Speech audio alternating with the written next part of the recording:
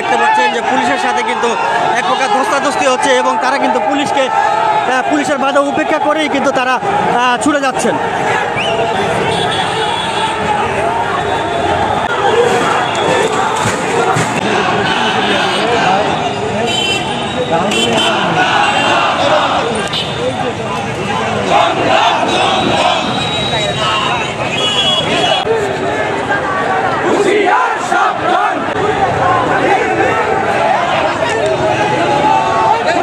আপনারা দেখতে পাচ্ছেন যে পুলিশের সাথে কিন্তু এক প্রকার ধস্তাধস্তি হচ্ছে এবং তারা কিন্তু পুলিশের বাধা উপেক্ষা করেই কিন্তু তারা ছুটে যাচ্ছেন।